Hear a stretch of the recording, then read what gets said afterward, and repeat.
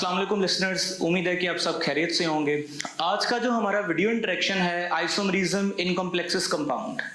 याद रखिए isomerism limited नहीं है ऑर्गेनिक कंपाउंड तक, ये कोऑर्डिनेट कंपाउंड यानी कॉम्प्लेक्स कंपाउंड में भी यूज होती है। तो मैं रिकमेंड करूंगा कि आप कोऑर्डिनेशन कंपाउंड को पहले अच्छे से समझ लें, फिर ये वीडियो आपको आसानी से समझ आ सकती है, क्योंकि इसमें बहुत सारी टर्मिनोलॉजी ऐसी है जैसे मोनोडेंटेट, बाइडेंटेट, या आप लिगेंड्स की अप्रोच को पहले समझ के आए, हाइब्रिडाइजेशन को अच्छे तरीके से समझ लें तो आपके लिए ये समझना काफ़ी आसान होगा। तो शुरू करते हैं आइसोमरिज्म। बेसिक डेफिनेशन आपको पता है, स्ट्रक्चरल फॉर्मूला जो है वो डिफरेंट हो, मॉलिक्यूलर फॉर्मूला क्या हो सेम हो, उसे हम आइसोमरिज्म बोलते हैं। तो बेसिकली आइसोमरिज्म की भी दो टाइप्स है यहाँ पे। Number one is structural, conventionally जो स्ट्रक्चरल आइसोमरिज्म है, और number two is stereo isomerism. Stereo isomerism organic chemistry में पढ़ाई गई है, वहां इस्तेमाल होने वाले कॉन्सेप्ट यहाँ पे इस्तेमाल होंगे। तो रिकमेंड करूंगा कि पहले आप ऑर्गेनिक केमिस्ट्री की स्टीरियो आइसोमरिज्म जो कि मैंने आपको समझाई थी उसको रिव्यू कर लें। तो शुरू करते हैं। सबसे पहले स्ट्रक्चरल आइसोमरिज्म, इसकी टाइप्स हैं। Number one is ionisational isomerism. अब इसमें क्या होगा, डेफिनेशन आप खुद ही अल्फाज को जोड़ लें, मैं आपको कंसेप्ट दूंगा। ये दो मैंने कंपाउंड लिखे हैं, कॉम्प्लेक्स कंपाउंड है। हम जानते हैं कि फॉर्मूले का पहला पार्ट प्लस है, दूसरा पार्ट माइनस है। अगर आप इसके आयन्स देखें तो ये इसका पॉजिटिव आयन है, ये सारा पॉजिटिव आयन है, और ये इसका नेगेटिव आयन है। ये इसका पॉजिटिव आयन है और ये इसका नेगेटिव आयन है। अगर आप इसको आयोनाइज करेंगे और इसको आयोनाइज करेंगे तो इसका पॉजिटिव आयन इसके पॉजिटिव आयन से डिफरेंट है, क्योंकि इसमें मेटल तो सेम है, अमोनिया भी सेम है, बट ब्रोमीन और SO4 यानी इसके पॉजिटिव आयन की कॉम्पोजिशन डिफरेंट है और इसके नेगेटिव आयन की कॉम्पोजिशन क्या है, डिफरेंट है। बट ओवरऑल इसका अगर आप मॉलिक्यूलर फार्मूला देखें तो वो सेम है, क्योंकि इसके मॉलिक्यूल में और इसके मॉलिक्यूल में एटम्स की तादाद सेम है। अगर आप गौर करें, एटम्स की तादाद और नेचर भी सेम है। गौर करें, कोबाल्ट कोबाल्ट, इधर 5 अमोनिया, इधर 5 अमोनिया, इस मॉलिक्यूल में एक ब्रोमीन, इधर भी एक ब्रोमीन, इस मॉलिक्यूल में एक सल्फेट, इस मॉलिक्यूल में भी एक सल्फेट। तो मॉलिक्यूलरली अगर आप लिखोगे तो वो सेम होगा, स्ट्रक्चर में फर्क है। और स्ट्रक्चर में भी कहां पे फर्क है, आयन्स की सीक्वेंस में फर्क है। तो ऐसी आयोनाइजेशन, ऐसी आइसोमरिज्म को क्या बोलेंगे, आयोनाइजेशनल आइसोमरिज्म। इसमें डेफिनेटली ये डिफरेंट आयन्स देगा और ये डिफरेंट आयन्स देगा, क्योंकि इनमें कॉम्पोजिशन ऑफ आयन्स क्या है, डिफरेंट है।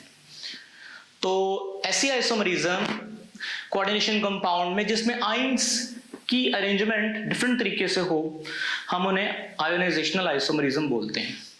कोऑर्डिनेशन आइसोमरिज्म, कोऑर्डिनेशन आइसोमरिज्म में क्या होगा कि एक स्पेशल तरह के कोऑर्डिनेट कंपाउंड है जिसमें ये वाला जो पहला पार्ट है डेफिनेटली ये प्लस वाला है और ये वाला नेगेटिव, यानी ये कैटायनिक एंटिटी है, ये एनायनिक एंटिटी है। यानी आप लोग समझ लें, आप लोग अब समझदार हैं, आप लोग जानते हैं कि cobalt and ammonia metal always carry a positive charge, तो डेफिनेटली यहाँ पे पॉजिटिव चार्ज आएगा।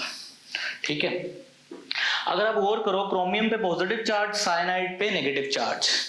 अब साइनाइड -6 है, क्रोमियम पे नॉर्मली +3 चार्ज आता है या +4 चार्ज आता है। तो साइनाइड पे माइनस चार्ज है, तो प्लस माइनस ओवरऑल यहाँ पे माइनस आएगा, क्योंकि -6 है, यानी माइनस वाला ज्यादा है। यानी ये माइनस एंटिटी है, ये पॉजिटिव एंटिटी है। यानी ये ऐसा कोऑर्डिनेट कंपाउंड है जिसमें पॉजिटिव पार्ट भी कॉम्प्लेक्स है और नेगेटिव पार्ट भी कॉम्प्लेक्स है। नॉर्मली होता ये है, या पॉजिटिव कॉम्प्लेक्स होता है, नेगेटिव सिंपल होता है, जैसे ये देखें, या नेगेटिव कॉम्प्लेक्स होता है, पॉजिटिव सिंपल होता है। लेकिन यहाँ पे पॉजिटिव भी कॉम्प्लेक्स है और नेगेटिव भी कॉम्प्लेक्स है। अच्छा, अब इसमें करना क्या है आपने, इसमें कोबाल्ट मेन मेटल है और इसमें क्रोमियम मेन मेटल है। अगर मैं, ये लिगेंड्स हैं, ये लिगेंड्स हैं, यहाँ अमोनिया है, यहाँ साइनाइड है, लिगेंड कोऑर्डिनेट है, लिंक्ड है मेटल के साथ। अगर मैं दोनों में मेटल्स की जगह चेंज कर दूं, जैसे यहाँ कोबाल्ट की जगह क्रोमियम आ जाए और यहाँ क्रोमियम की जगह कोबाल्ट आ जाए, लिगेंड्स वही रहें।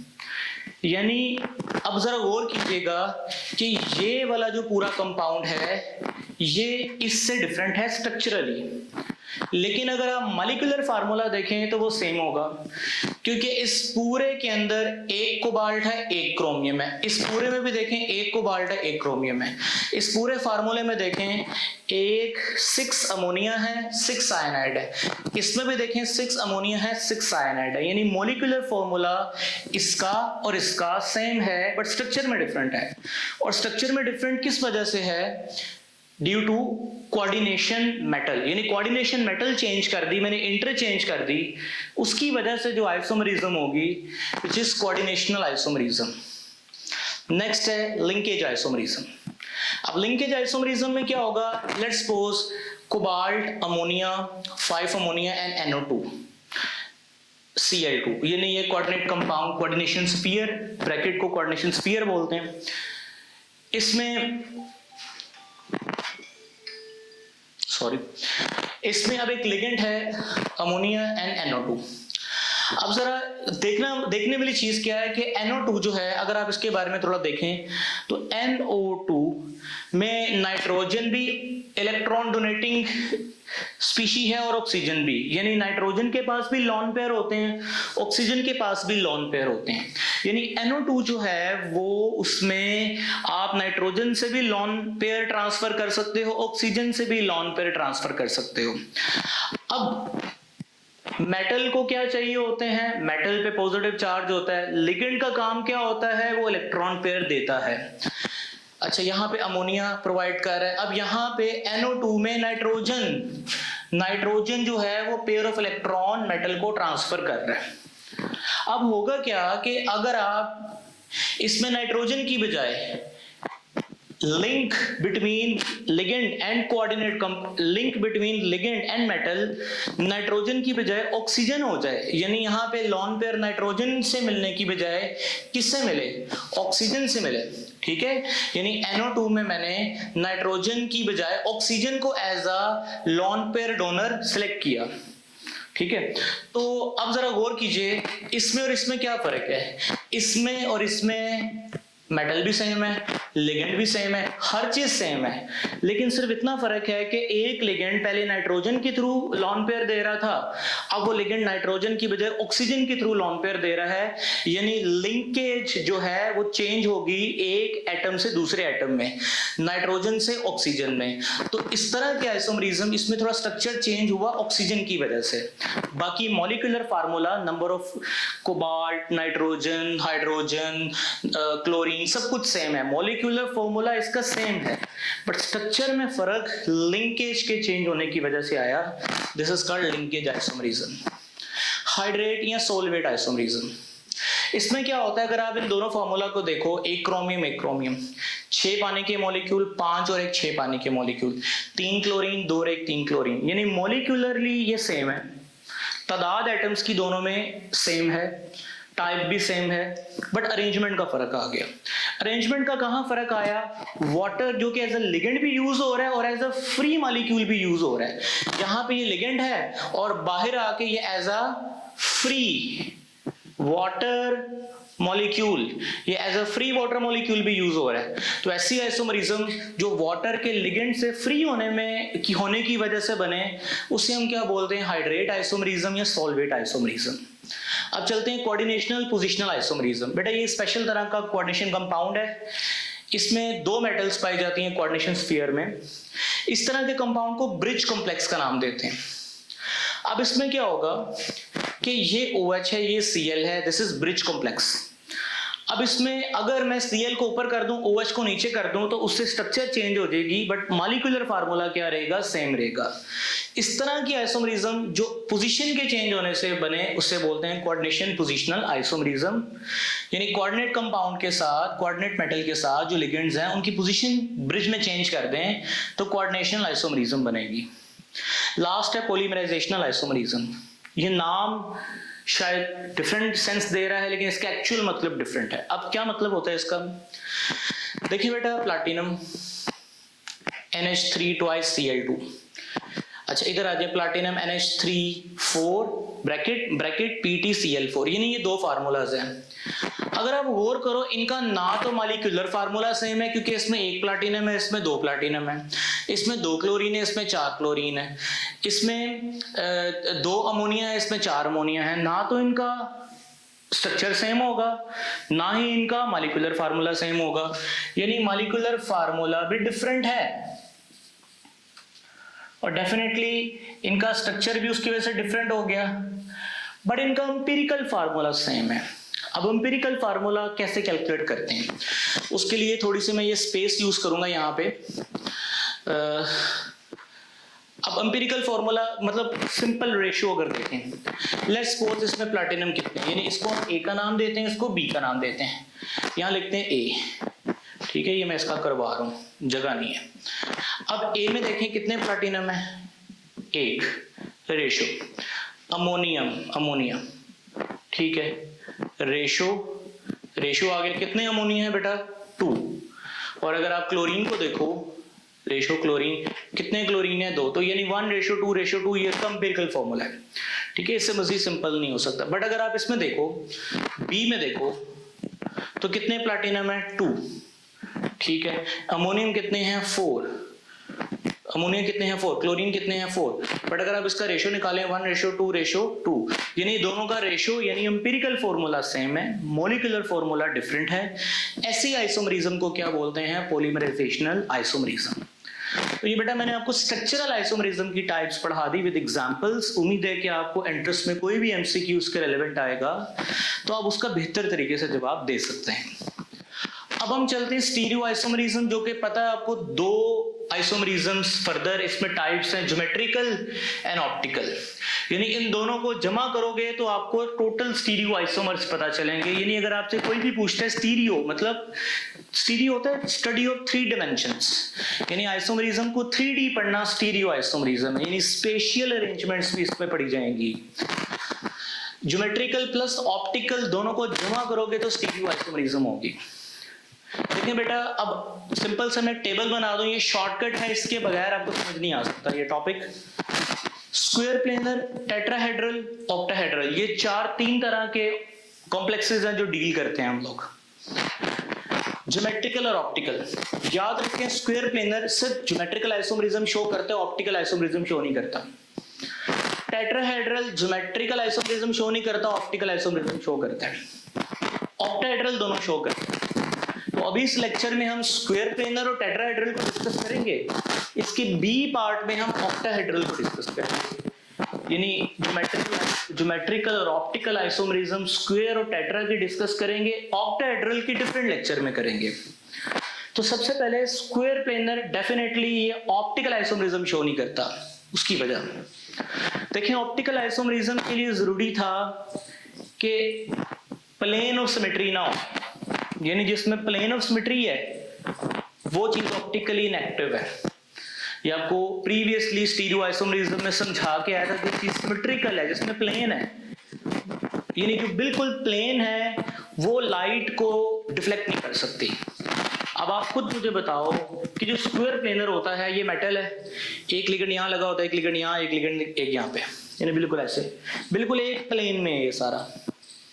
जब ये सारा एक प्लेन में है तो भाई अंडरस्टूड बात है कि जब ये सारा एक प्लेन में है तो ये प्लेन ऑफ सिमेट्री में है, और जो चीज प्लेन ऑफ सिमेट्री में है वो ऑप्टिकल आइसोमरिज्म शो नहीं करती, वो सिर्फ ज्योमेट्रिकल आइसोमरिज्म शो करती है। अब टेट्राहेड्रल की बात करें, उसमें ज्योमेट्रिकल क्यों शो नहीं होती, उसमें ऑप्टिकल क्यों होती है, क्योंकि टेट्राहेड्रल का आपको पता है, लेट्स सपोज यहाँ पे डायग्राम बनाता हूं, ये निकल है, निकल के साथ यहाँ पे साइनाइड लगाते हैं, ठीक है, यहाँ पे अमोनिया लगाते हैं, यहाँ पे वाटर लगाते हैं, यहाँ पे NO2 लगाते हैं। This is ligand ligand ligand ligand and this is central metal.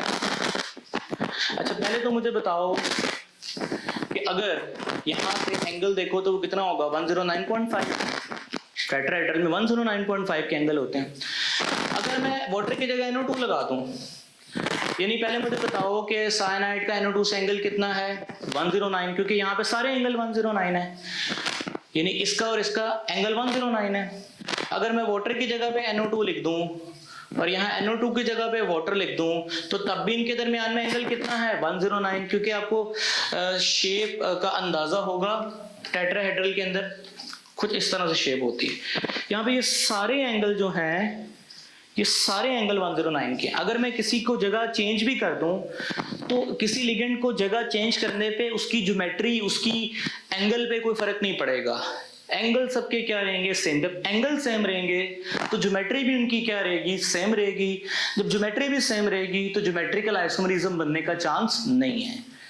इसका मतलब टेट्राहेड्रल में ज्योमेट्रिकल आइसोमरिज्म नहीं बन सकती, ठीक है। फिर इसका मतलब टेट्राहेड्रल में क्लियर हो गया, टेट्राहेड्रल में ज्योमेट्रिकल आइसोमरिज्म नहीं बन सकती। इसमें तो डेफिनेटली देखें ना, जो स्क्वायर प्लेनर है उसमें तो ज्योमेट्रिकल आइसोमरिज्म बन सकती है ना। तो मैं इसकी जगह चेंज कर देता हूँ, करें ये एग्जांपल है, मैं ये ए और ए में देखें एंगल 180 का है। अगर मैं जगह चेंज कर देता हूँ या एक ऊपर ले दो तो एंगल चेंज है ना। यानी इसका मतलब स्क्वायर प्लेनर में ज्योमेट्रिकल आइसोमरिज्म पाई जाएगी, ऑप्टिकल नहीं पाई जाएगी। टेट्राहेड्रल में ज्योमेट्रिकल नहीं पाई जाएगी क्योंकि एंगुलर में क्या है सेम है। इसमें ऑप्टिकल पाई जाएगी क्योंकि ये प्लेन में नहीं, ये 3 डायमेंशनल है। अभी आपने डायग्राम देखी, ये 3 डायमेंशनल है, यानी ये स्पेस से बाहर है, ठीक है। अब इसमें टेट्राहेड्रल क्या सारे ऑप्टिकली एक्टिव होंगे? आपको मैंने कायरलिटी का रूल बताया होगा। कैसे पता चलेगा कौन ऑप्टिकल एक्टिव है नहीं? इसके लिए फर्ज करें कंपाउंड है, इसका पहले अपने मिरर इमेज बनाना है। मिरर इमेज यानी इसको मिरर में रखोगे तो कैसा नजर आएगा? निकल, साइनाइड, H2O, NO2, NH3। यानी देखो ना, ये मिरर इमेज है, ये दोनों। जैसे ये मेरा हाथ है, ये मिरर इमेज है, ठीक है। मेरे ऐसे मिरर इमेज, ये NO2 यानी आप इसको इसके सामने रखें, ये मिरर इमेज है एक दूसरे के, ठीक है। मिरर इमेज यानी अगर आप इसको मिरर में देखोगे तो ऐसा नजर आएगा। अब क्या ये मिरर इमेज एक दूसरे पर इम्पोजेबल है? ये रूल मैंने बताया होगा। अगर आप इसको आगे इस पे रखोगे तो डेफिनेटली ये इसके ऊपर, अगर आप इसको उठा के इस पे रखोगे तो NO2 अमोनिया के ऊपर आएगा, अमोनिया NO2 के ऊपर आएगा ना। डिफरेंट ग्रुप एक दूसरे पे आएंगे। यानी अगर इम्पोजेबल होता है, अगर पूरी तस्वीर इसके बिल्कुल ऊपर आती और सेम ग्रुप सेम के सामने आता तो इम्पोजेबल था। अगर डिफरेंट ग्रुप डिफरेंट के सामने आएगा तो इम्पोजेबल नहीं है। यानी मिरर इमेज कभी भी एक दूसरे पे नहीं आ सकती, इमेज कभी भी उठा के आप इस पे नहीं रख सकते।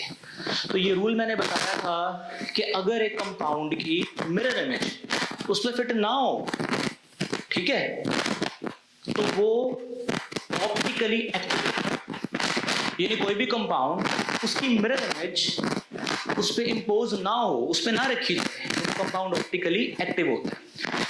सारे यहाँ पे लिगेंड सेम होते हैं, यानी यहाँ पर भी साइनाइड, यहाँ पर भी साइनाइड, यहाँ पर भी साइनाइड, यहाँ पर भी साइनाइड, तो उसका मिरर इमेज डेफिनेटली वो सेम होना था ना। सारे साइनाइड ने साइनाइड के ऊपर ही आ जाना था, वो तो मिरर इमेज एक दूसरे पे इम्पोजेबल थी, तो वो ऑप्टिकली एक्टिव।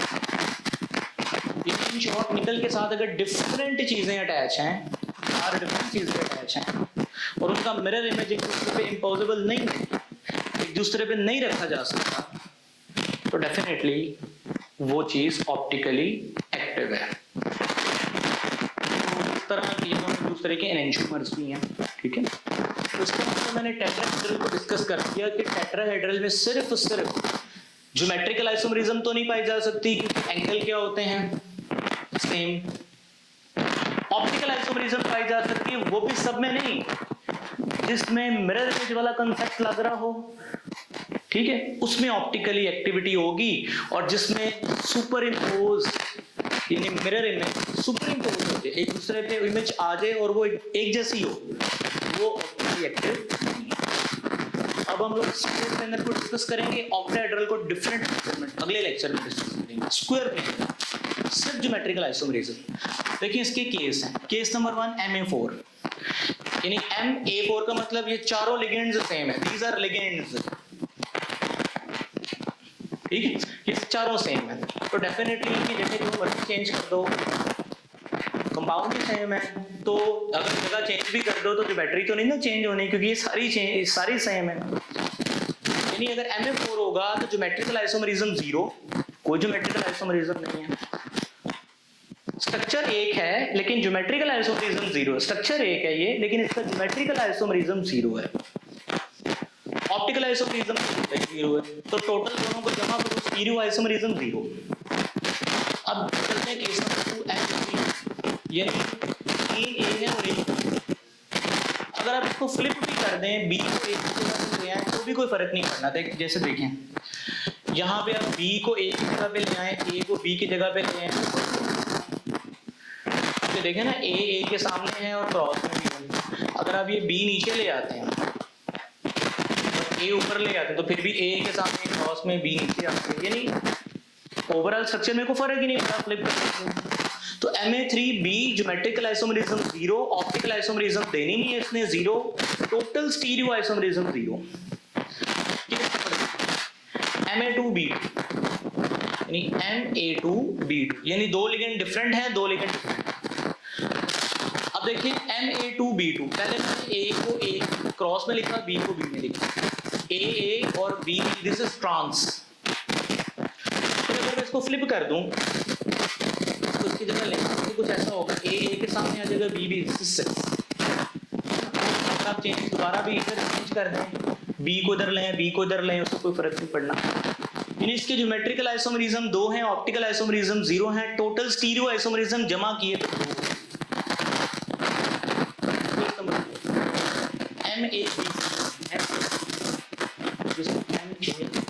MABCD, ठीक है। अब ये इसका एक आइसोमर है। अब इसमें देखें, सबसे पहले मैं रूल क्या करता हूं, मैं ए के सामने, ए के क्रॉस में, आप देखें ए के क्रॉस में क्या है डी। बारी बारी मैं डी की जगह बी को लेके आऊंगा, फिर बी की जगह सी को लेके आऊंगा। अच्छा अब इधर देखें, ए इधर पहले डी था, अब मैंने इसको फ्लिप करके नीचे रहा बी, ठीक है।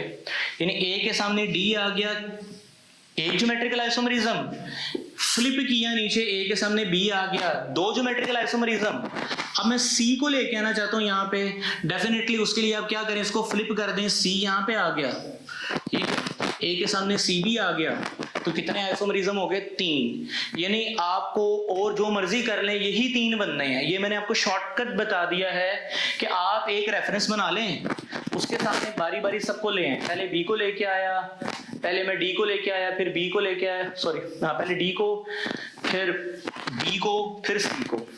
यानी इसमें सिस ट्रांस नहीं पता चलेगा। इसके टोटल ज्योमेट्रिकल आइसोमरिज्म है 3, ऑप्टिकल आइसोमरिज्म है 0। तो टोटल इसके स्टीरियो आइसोमरिज्म दोनों को जमा किए तो कितने आ गए, 3। उम्मीद है कि ये समझ आ गया आपको। फिर बाइडेंटेट का केस होता है। बाइडेंटेट क्या होते हैं, आपको पता है कि एक मेटल उसके साथ जो लिगेंड अटैच हो वो 2 तरफ से इलेक्ट्रॉन डोनेट कर रहा हो और रिंग लाइक स्ट्रक्चर बना रहा हो, उसे हम बाइडेंटेट लिगेंड्स बोलते हैं।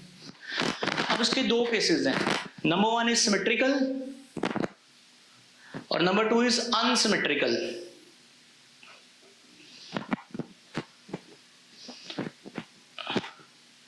सिमेट्रिकल ने तो कभी भी ज्योमेट्रिकल आइसोमरिज्म शो ही नहीं करनी। तो देखिए एम है, यहाँ पर भी ए, यहाँ पर भी ए, यहाँ पर भी ए, यहाँ पर भी, उसको फ्लिप भी कर ले तो वो ए की पोजीशन सेम रहनी है। यानी सिमेट्रिकल में ज्योमेट्रिकल आइसोमरिज्म आएगी। अनसिमेट्रिकल अब कैसे आएगी, जैसे मैंने ए भी लिखा, ए भी लिखा, अगर ये आमने सामने है तो सिस, अगर मैं इसको फ्लिप कर दूंगा तो ये ए नीचे आ जाएगा, बी ऊपर आ जाएगा, डेफिनेटली ए नीचे आ जाएगा, बी ऊपर आ जाएगा। Now this is trans. यानी इसका मतलब कल में भी आगे 2 केसेस, सिस एंड ट्रांस, ठीक है। तो होपफुली आपको ये जो लेक्चर है समझ आ गया। समझी देखें, मैंने आपको स्ट्रक्चरल आइसोमरिज्म पढ़ाई, उसकी टाइप्स आपको ज्योमेट्रिकल आइसोमरिज्म की तरफ लेके आया, स्टीरियो आइसोमरिज्म की तरफ लेके आया, जो कि ज्योमेट्रिकल और ऑप्टिकल। पता चला स्क्वायर प्लेनर में ज्योमेट्रिकल आइसोमरिज्म होगी, ऑप्टिकल नहीं होगी। टेट्राहेड्रल में ज्योमेट्रिकल आइसोमरिज्म नहीं होगी, ऑप्टिकल होगी। उसका रूल मैंने आपको डिफाइन कर दिया। इसके लिए बेहतर है कि आप ऑर्गेनिक केमिस्ट्री में जाएं और वहां पे मैंने टेट्राहेड्रल एग्जांपल्स को लेके मैंने ऑप्टिकल आइसोमरिज्म क्या होती है उसको मैंने समझाया है, और वहां से जाके भी डिटेल से समझ सकते हैं। नेक्स्ट लेक्चर में इंशाल्लाह हम ऑक्टाहेड्रल को डिस्कस करेंगे। तब तक के लिए अल्लाह हाफिज, टेक केयर।